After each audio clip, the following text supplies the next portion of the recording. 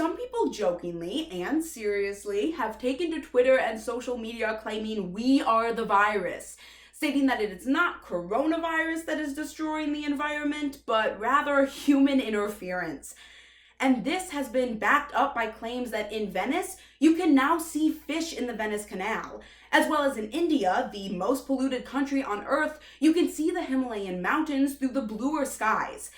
And a Guardian article from March 25th, 2020 quotes Inger Anderson, who is the United Nations Environmental Chief Officer, claiming that this is nature sending us a message. Nature is sending us a message to back off in our human interference with nature. And whether we are actually going to listen to this message prompts to today's question. Will the pandemic make it easier to push the green revolution agenda moving forward? Unfortunately, despite the clearer water and bluer skies, the answer to this is no. In fact, this pandemic is going to hinder the green revolution agenda moving forward. And we will see this demonstrated in three key areas of analysis. First, we'll take a look at the desire for a sense of normalcy in the country. Second, we're going to examine the international response to the coronavirus before finally taking a look at how this has affected the plastic industry. So going into the first key area of analysis concerning a sense of normalcy, not only within this current coronavirus pandemic, but also in historical pandemics, what American citizens and citizens across the world have really wanted was to return to their normal lives.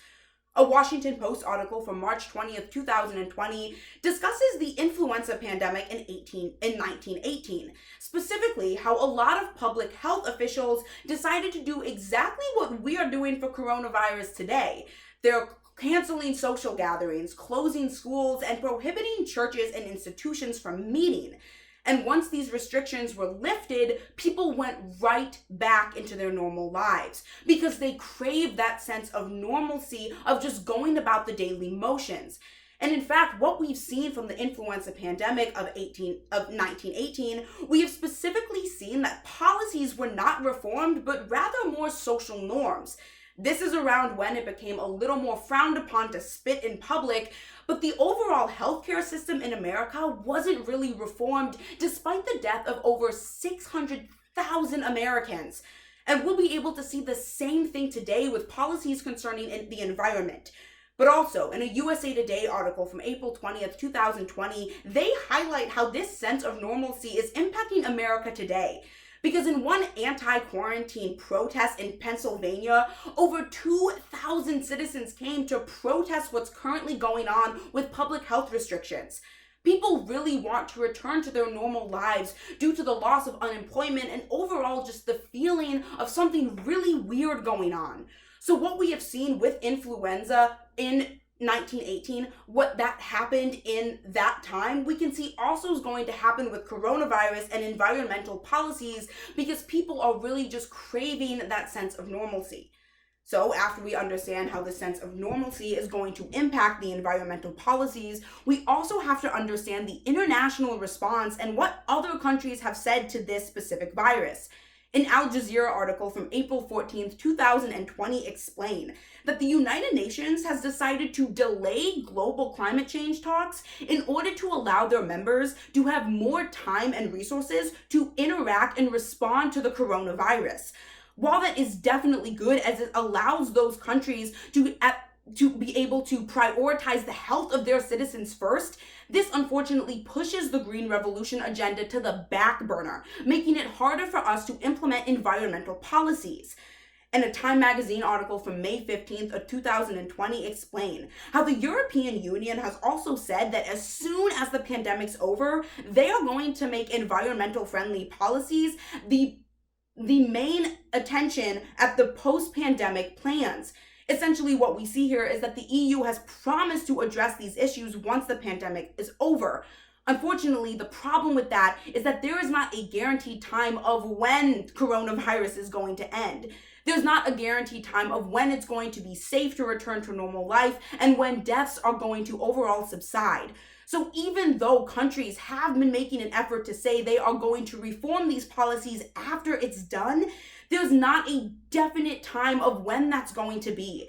And that's going to make it extremely hard for environmental policies to pick up. Because of this uncertain time frame, we are not going to necessarily know when we're going to be able to continue with these environmental revolution. And therefore, it's going to extremely hinder the movement as well as environmentalists. So after we understand the international response, we have to take a look at how this is affecting the plastic industry and what exactly has been going on there. An NBC News article from May 15th, 2020 explained how it's become harder for sellers who sell particularly recycled plastic bags to make sales, because now people are not concerned with what's environmentally friendly, but rather what's cheaper. So what we have seen from this overall is that people are prioritizing packaging over environmentally friendly, sustainable options. But this is not something that people have merely inferred and overall predicted, but rather something that we have seen in practice right here in the United States. An LA Times article from April 23rd, 2020 explains how California has decided to suspend their plastic bag ban in favor of the coronavirus. Essentially, the article goes on to mention how Governor Gavin Newsom has decided, after seeing a lot of individuals enter stores with bags from their home, that it was now essential for plastic bags to be used because it prohibited the amount of germs spreading from people's homes into stores. So what we see, it's not only California deciding to do this, but also it's 30 other states making the decision to suspend this plastic bag ban. We have seen states make the decision overall to go back to non-environmentally friendly options because it's easier for them in the light of this virus. So going back to today's question, will the pandemic make it easier to push the green revolution agenda moving forward? Unfortunately, the answer to this is no, and we've seen this in 3 key areas. First, we've taken a look at the sense of normalcy. Second, we've taken a look at the international response before finally examining how the plastic industry has responded to this.